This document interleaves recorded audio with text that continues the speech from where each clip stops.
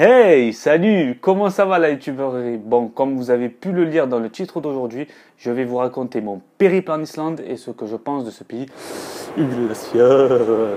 Je vais vous raconter ma motivation pour ce pays, l'organisation du séjour et surtout, le jour où je me suis retrouvé dans une tempête de neige en voiture. Mais bref, pas de spoil, vous allez attendre un peu.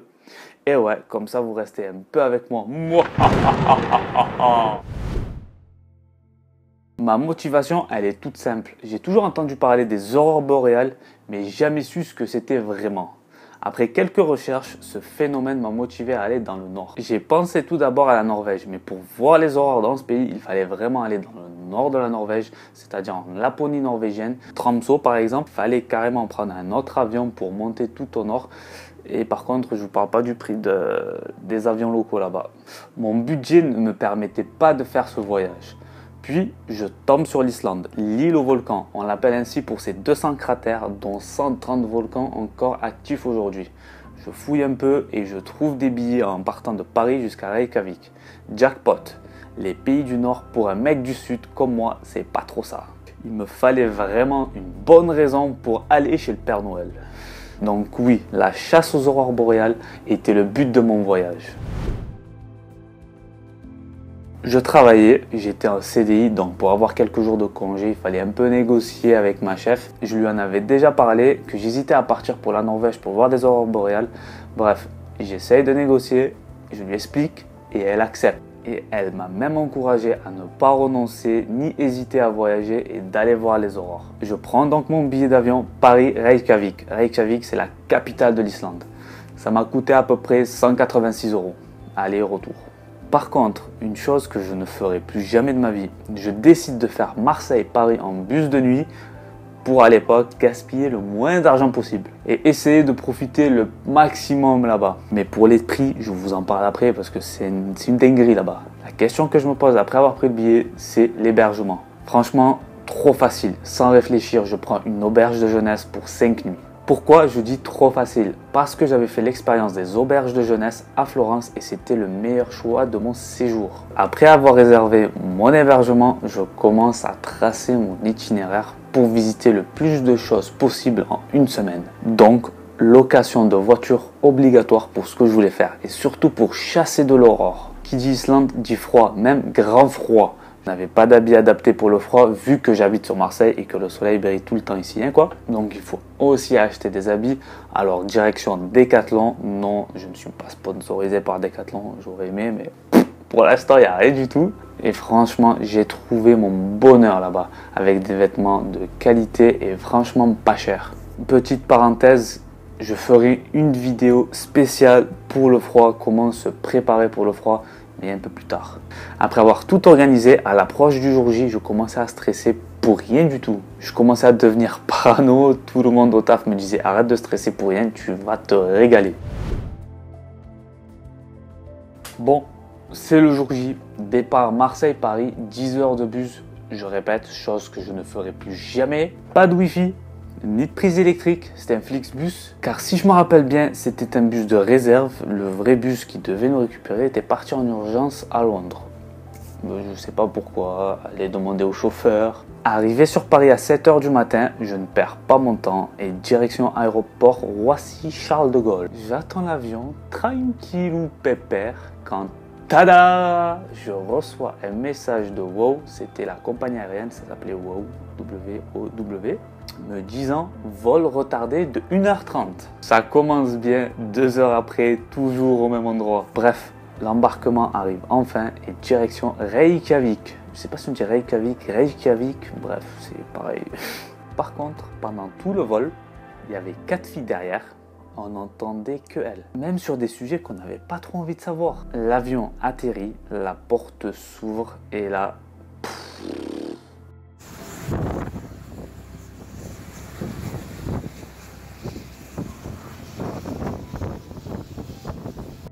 Je vous jure, je ne sais même pas comment vous l'expliquer. C'était incroyable. J'avais encore jamais vu un tel décor de ma vie. Les seules fois où j'avais vu toute cette neige autour, toutes ces montagnes autour, c'était soit dans un jeu vidéo, soit dans un film ou dans les émissions qu'on voit de l'extrême. C'est tout. Par contre, à peine arrivé, tempête de neige. Je vais bien dire tempête de neige parce que tout le long de la vidéo, je vais en prendre des tempêtes de neige. Je récupère la voiture, le calme était revenu, je démarre et directement, fiou, je glisse avec la voiture. C'était la première fois de ma vie que je conduisais sur de la neige. Bon, la voiture, elle n'a pas glissé, j'ai pas fait un tonneau ou quoi que ce soit. C'est juste, elle a un peu, voilà, elle a un peu glissé, quoi. Je vous cache pas, à ce moment-là, je commençais un peu à stresser, un peu, parce qu'en plus, je stresse assez vite, moi. Donc, je commençais à avoir un peu, tu as vu la petite goutte qui coule, là? Pourtant, il faisait moins 6000 dehors. Bref, je prends mon courage à deux mains et je conduis pendant 40 minutes, tranquillement, de l'aéroport jusqu'à la capitale. Franchement, j'étais dégoûté parce que je venais d'arriver et voilà, il faisait déjà nuit, j'ai pas profité de mon premier jour à cause du retard déjà. Et je crois qu'il y a 1 heure de différence, ouais, il me semble qu'il n'y a qu'une heure. Mais le soleil se couche très tôt là-bas, 16 h, il n'y a plus de soleil, c'est fini. Bref, j'arrive à l'auberge qui a l'air sympa. Puis je ressors immédiatement dans la capitale, je visite un peu le quartier. Et franchement, décor, maman, j'ai raté l'avion. Je sais pas si vous avez déjà vu le film, mais franchement, c'était ça. De la neige partout, du blanc partout. Il y avait que du blanc partout, quoi. C'était avec les bâtiments et tout ça. Et j'avais l'impression d'être dans maman, j'ai raté l'avion. Je décide de rentrer, de me reposer pour me lever en forme le lendemain. Je me réveille avant le lever du soleil parce qu'il faut noter que le soleil se lève à 11 h en hiver là-bas et se couche à 16 h. Donc vous avez 4-5 heures pour profiter des visites. Sachant que là-bas, les trajets sont longs. Sur le papier, on ne dirait pas, mais il n'y a pas d'autoroute là-bas, c'est des montagnes, quoi, et des volcans. Je visite l'église Hallgrim, bref, je vous le mets parce que c'est trop chaud à le dire. Franchement, elle avait une architecture sublime, une des meilleures que j'ai vues de ma vie avec celle de Florence et de Milan.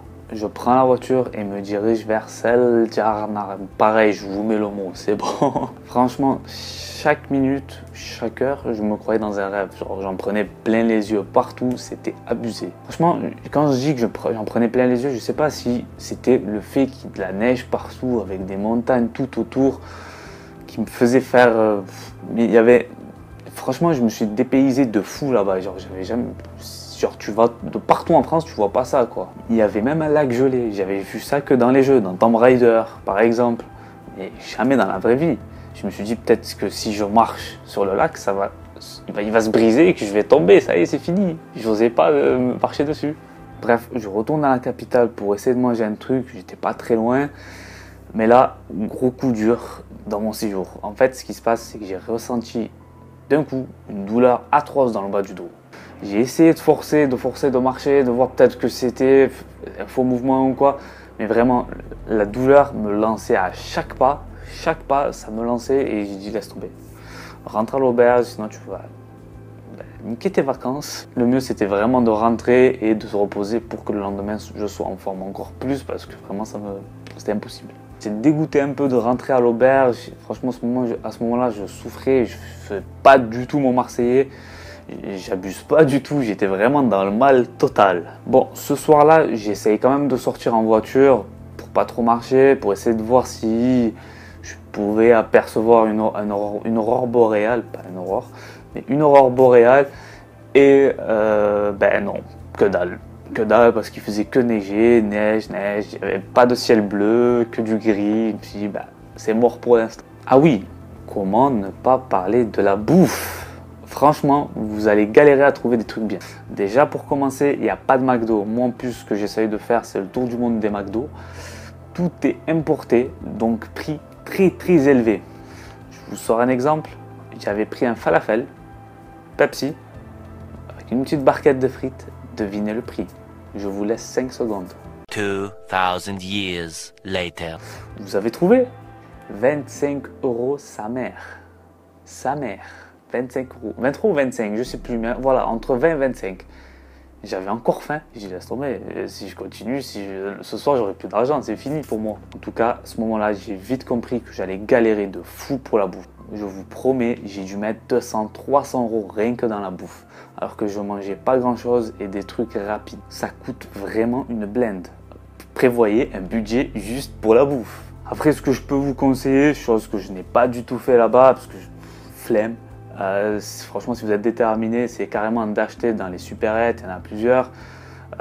Des supérettes, de faire à manger dans les auberges, dans votre hôtel, s'il y a une cuisine, et évitez de manger dehors.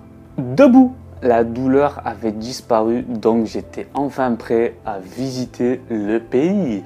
C'était le 16 janvier, je décide de faire le Cercle d'Or. Le Cercle d'Or, c'est 3 endroits très touristiques, Gullfoss, Pingvellir et Geysir ou Jay-Z, comme tu veux, je sais pas.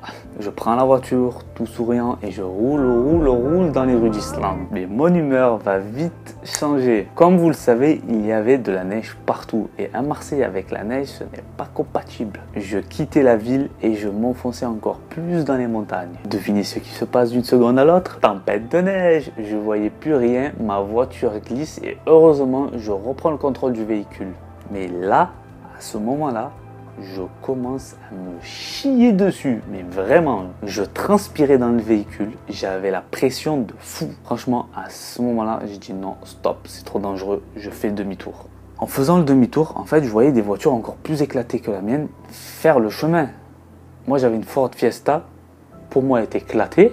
Mais eux, ils avaient encore plus éclaté que moi. Et bam, je me dis, comment je viens jusqu'ici pour abandonner? C'est bon, j'ai refait demi-tour en prenant mon courage cette fois à 7 mains, pas de 7. Et je roule doucement. Quart d'heure plus tard environ, tu as un couple en Dacia qui passe devant moi. Il devait être dans les coups de 80-90 km/h. Moi, je roulais franchement à 50-60. J'en avais rien à foutre. Tout le monde me dépassait. Avec ce que j'ai vécu, rien à foutre. Bref, il me dépasse et en fait, allez, les 5 secondes qui ont suivi, heureusement d'ailleurs que j'ai laissé une bonne distance entre lui et moi. Pourquoi je dis ça? Parce qu'il allait complètement finir dans un ravin. Sa voiture glisse, perd un peu le contrôle, il va complètement contrebraquer au dernier moment pour la remettre devant et il s'arrête net. Moi heureusement j'avais pris, comme je dis, de la distance, je me suis arrêté et le gars, je vous jure qu'il roulait encore plus doucement que moi. Franchement pour lui j'avais le cœur qui battait à 200. Je peux vous jurer qu'il conduisait encore plus lentement que moi après. Bon, le soleil commence à se lever, je vous montre une photo, c'était d'une beauté absolue. Un des meilleurs levers de soleil que j'ai vu de mon existence. Et encore une fois, je ne fais pas mon Marseillais. Tout le décor faisait en sorte que c'était trop beau. Que ça soit la neige, les montagnes encore une fois, mais tout était parfait. Ensuite, le trajet se fait sans problème et j'ai réussi à visiter les Cercles d'Or. J'en ai pris plein les yeux. Je vous montre encore quelques photos que j'avais prises à cette époque. Et à ce moment-là, vous vous dites, ça y est, il a fait son Cercle d'Or, il est content, il va rentrer chez lui, c'est fini. Mais pas du tout. Durant mon trajet retour, avant l'arrivée à la capitale, il y a eu soudain une très grosse tempête de neige. Et là, je vous jure que je ne voyais plus de là à la caméra. C'est sûr, de là à la caméra, je ne voyais plus rien. Il y avait du vent. La neige, brouillard, c'était de nuit. Là-bas en plus, tu traverses c'était les heures de pointe, donc il y avait un peu de monde sur la route. Là-bas, tu montes les montagnes, il n'y a pas la sécurité comme en France. Si jamais tu perds le contrôle, tu peux te prendre une barrière. Pas du tout, là-bas tu te rates. Allez, ciao, on te récupère dans le cercueil, tout en bas, c'est fini pour toi. Plein de voitures se sont complètement arrêtées sur les côtés. Moi, j'ai essayé de suivre une voiture qui était devant moi, qui avait l'air d'éther en plus. C'était, je crois, une Q7. Si je me rappelle bien, c'était une Q7. En fait, je suivais juste ses lumières. Il avait mis ses lumières de brouillard, en gros, et je les suivais et je le collais. Je me suis dit, si le mec il tombe, je le suis, c'est fini. Ça soufflait très fort et dans tous les sens. Tu voyais la neige partir dans tous les sens. Franchement, c'était n'importe quoi. J'ai vu ça que dans Convoi de l'extrême, dans les films. Et c'est tout en fait, j'ai vu ça que dans les films, j'ai jamais vécu ça de ma vie. J'aurais voulu filmer et partager ça, mais franchement, j'avais pas le courage de quitter même une seconde la route et les 2 mètres du volant, j'avais peur. Et j'étais seul en plus, personne ne pouvait filmer à ma place ou quoi que ce soit. J'avais vraiment très très peur. Bref, après toute cette tempête de neige, j'arrive enfin à l'auberge et je me mets en mode détente gros, détente. Après cette journée riche en stress et en rebondissements, c'était mon 4e jour en Islande déjà. Et mon itinéraire pour cette journée, c'était le sud de l'île. Je me réveille très tôt, comme les autres jours, vers 8h30, pour surtout déplacer la voiture, car à 9h environ, ça devient payant et pas de place gratuite autour de l'auberge. Il était à peu près 8h55 quand je sors, je me dirige vers la voiture, puis je me dis non, je vais juste passer à la banque pour échanger de l'argent. À ce moment-là, dans ma tête, c'était en mode ça va, il va pas passer à 9h01 pour mettre l'amende. Je dois vraiment pas avoir de chance. Si la personne passe à 9h001 ou 0010 peut-être, je sais pas.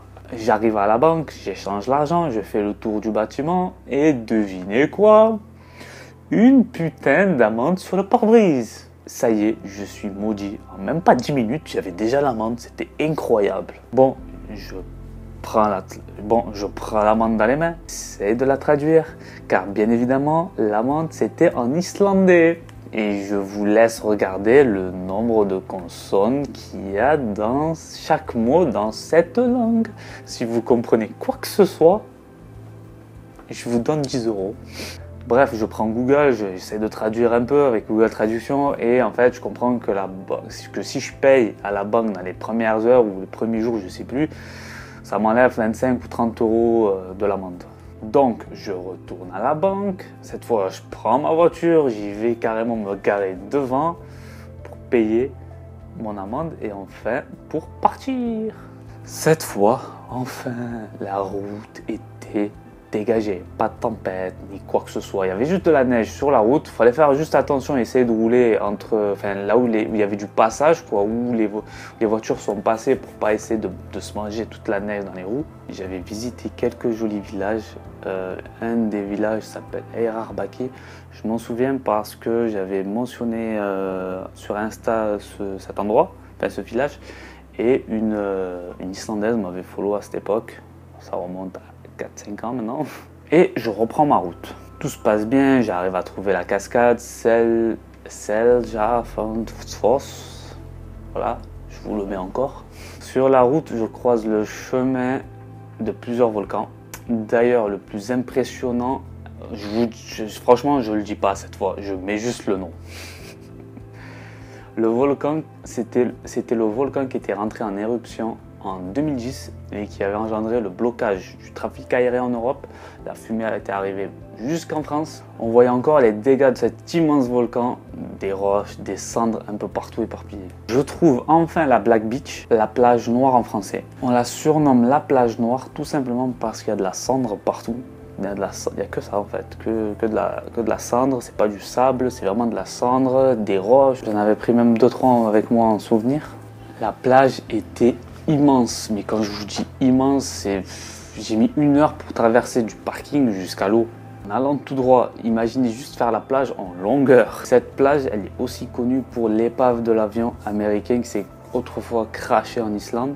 Ah oui, et petite précision, je suis tombé malade à ce moment-là, car j'avais oublié mon cache-cou et mes gants dans la voiture. Ça a été fatal pour moi parce qu'il faisait moins 25 sur la plage. D'ailleurs, quand je ferai ma vidéo, vous comprendrez pourquoi je suis tombé malade, à cause de mon cache-cou et des gants, tout simplement. En parlant de température, dans la capitale, il faisait entre moins 10 le soir à peu près, ou le matin, et dans l'après-midi, on pouvait tomber entre 0 et 5 degrés en plein janvier. Retour au bercail en espérant cette fois voir enfin des aurores boréales, mais toujours rien. J'essaye, je cherche, je sors le soir, j'essaie de m'écarter le plus possible des routes, de la pollution, des lumières quoi, mais toujours rien, malheureusement. C'était le 5e jour, je voulais faire les fjords. Je sais pas si vous connaissez, c'est en gros un genre de lac avec des montagnes qui l'entourent et il y en a beaucoup là-bas. Et monter un peu plus vers le nord. Je voyais les montagnes de loin et en fait je voulais aller vers là-bas. Je roule pendant presque 1 heure, 1h15 je sais plus. Et encore une mini tempête de neige, une mini cette fois, parce qu'avec ce que j'ai vécu franchement c'était une mini. C'était tranquille pour moi, je commençais à être rodé. Par contre, à ce moment-là, je prends pas de risque, je me mets sur le côté parce qu'il y avait une voiture qui était carrément renversée. C'était une petite camionnette complètement renversée sur le côté. Je prends pas de risque, je me pose. Dès que ça se calme, je pars. J'attends d'aller 10-15 minutes, puis je décide de repartir vers les fjords. Arrivé là-bas, pas de chance, tout est bloqué par la neige, donc pas d'accès. D'ailleurs, c'est une anecdote bizarre parce que à l'aller, je paye pas le péage. Le péage était ouvert, je sais pas comment ça se fait, je sais pas, la barrière s'est ouverte automatiquement. pourtant il y a des personnes, enfin il faut payer à une personne, mais il y avait personne. Au retour, il y avait une personne et je lui ai demandé, est-ce que c'est normal? Elle m'a dit, elle m'a parlé en je sais pas quelle langue. Je dis ok, it's ok. Et je suis parti. Je perds pas trop espoir. Pour les fjords, je pars un peu vers l'ouest. Et je trouve encore un petit village, je m'achète à manger, je m'installe tranquillement et je profite de la vue, c'était le dernier jour. Mais vu que tout était fermé, voilà, je me pose devant la mer, le soleil, avec une vue splendide. Vu que toutes les routes étaient fermées, je repars vers la capitale et profite en achetant des souvenirs et des conneries. Ah oui, petit point très important, j'en ai eu pour 80 € juste des stylos et des porte-clés de pacotille. C'est vraiment l'un des pays les plus chers du monde et c'est même pas moi qui le dis, même vous pouvez voir sur internet, c'est vraiment l'un des pays les plus chers au monde. On arrive au dernier jour et je voulais un peu de détente, pareil, et de chaleur. Certains ont peut-être deviné de quoi je parle. Bien évidemment du Blue Lagoon. En fait, c'est un genre de spa ouvert avec de l'eau bouillante. Et tout autour de toi, il y a la neige, il y a les montagnes, mais toi tu te baignes dans une source d'eau chaude. Elle n'est pas naturelle, elle est artificielle, c'est une fait surtout pour les touristes. Surtout le prix, il est très cher. J'ai essayé de voir les prévisions pour les aurores boréales et franchement, elles étaient très fortes ce soir-là. Et je me suis dit peut-être ce soir que pendant mon bain, pendant que je suis dans l'eau bouillante du spa, j'aurai les aurores boréales. Et franchement, l'endroit il est perché, il n'y a rien autour, c'est dans la campagne, il n'y a rien, il n'y a pas de lumière, il n'y a rien du tout, peut-être les lumières du Blue Lagoon, mais c'est tout. Pendant toute la soirée, je regardais le ciel comme un con, toute la soirée, rien, que dalle. Franchement, à ce moment-là, je commençais à perdre espoir, et puis je vais retourner en France sans avoir vu les aurores boréales, j'étais dégoûté, parce que franchement, il faisait que neiger tout le long, il faisait gris, il y avait juste le jour où il faisait bon, pas d'aurore. À ce moment-là où j'étais, moi, il n'y en avait pas. Je profite un peu du Blue Lagoon et à ce moment-là, je pars, je vais déposer direct la voiture à l'aéroport. Je vais direct déposer la voiture à l'aéroport. J'avais pas pris une nuit de plus parce que l'avion était très tôt le matin. À 4 h du matin, je devais être à l'aéroport, quoi. Donc je suis arrivé à 2 h, je crois, et il fait une attente de 4 heures pour décoller. Avant de rendre la voiture, j'ai fait un petit tour quand même. Je me suis dit peut-être qu'il y a un spot où je vais pouvoir voir une aurore, mais avec que dalle, rien du tout. Je rends la voiture et là encore, pendant que je rendais la voiture, tempête de neige pour me dire au revoir. Genre, en gros, on m'a accueilli avec une tempête et on me dégage avec une tempête de neige. Bon, si j'ai un message à faire passer dans cette vidéo, c'est vraiment ne pas perdre espoir. Certes, j'ai pas vu d'aurore boréale pendant mon séjour dans ce beau pays au climat trop bizarre. Le but de mon voyage au début était de voir les aurores boréales. Mais au final, je garde des souvenirs de fou sur ce séjour. Certes, je suis passé par toutes les émotions possibles. J'ai eu peur, j'ai eu le sourire, j'ai perdu confiance en moi. Je l'ai récupéré, 10-15 minutes après, mais voilà, j'ai repris confiance en moi et je ne regrette pas du tout d'avoir accompli ce voyage, malgré le fait que les aurores n'étaient pas au rendez-vous. Je garde énormément de beaux souvenirs, c'était comme une aventure pour moi, car passer de la joie à la peur en quelques minutes, voire même quelques secondes, c'est énorme. C'est ce qui fait un voyage, c'est ce qui fait un séjour, c'est ce qui fait que tu auras des choses à raconter aux autres. J'en parle encore, mais voilà, c'est comme si tu allais dans un hôtel, 5 étoiles, tu bronzes toute la journée. C'est pas ouf, quoi. T'as pas de choses à raconter. Tu vas dire quoi à ton collègue? Ouais, j'ai bronzé, regarde, j'ai pris des couleurs. Non, on s'en fout de ça. Tu veux raconter des choses, tu veux raconter une histoire, il faut vivre des choses. Pour revenir aux aurores, c'est pas très grave. Je pourrais les voir dans un autre pays. Pourquoi pas en Laponie finlandaise, suédoise, norvégienne, j'en sais rien. Peut-être bientôt, on sait pas. Je dis rien, mais voilà. Mais il y a le Japon avant. Calmez-vous. Bref, tout ça pour dire voilà, que la vie n'est pas finie, même si j'ai pas vu ces couleurs vertes dans le ciel. Faut pas perdre d'espoir, toujours garder ses rêves en tête et toujours avoir confiance en soi, quoi. Franchement, fixe-toi un objectif et fonce. Moi, mon prochain objectif, c'est quoi? C'est le Japon. J'attends juste les frontières qui s'ouvrent. Et j'ai même une petite citation. La vie est belle tout dépend comment tu la regardes. Sur ce, j'espère que cette vidéo sur mes péripéties en Islande vous a plu. En tout cas, j'ai pris plaisir à la tourner et à monter cette vidéo et à partager mon expérience et mon histoire avec vous. J'aurais aimé avoir plus d'images à vous montrer, mais voilà, je vous cache pas, en 2018 ou à début 2018, je pensais pas faire YouTube 3 ans après. Donc voilà, j'avais pas pris beaucoup de photos. En fait, je prenais plaisir avec mes yeux, quoi. J'arrête de parler, n'hésite pas à t'abonner, lâcher un like et surtout à me raconter tes péripéties si tu es déjà allé en Islande ou ailleurs. Tu peux même me dire si toi aussi tu as déjà vécu des tempêtes de neige, de sable, d'eau, ce que tu veux. Bref, je vous dis à très bientôt. Tchuss!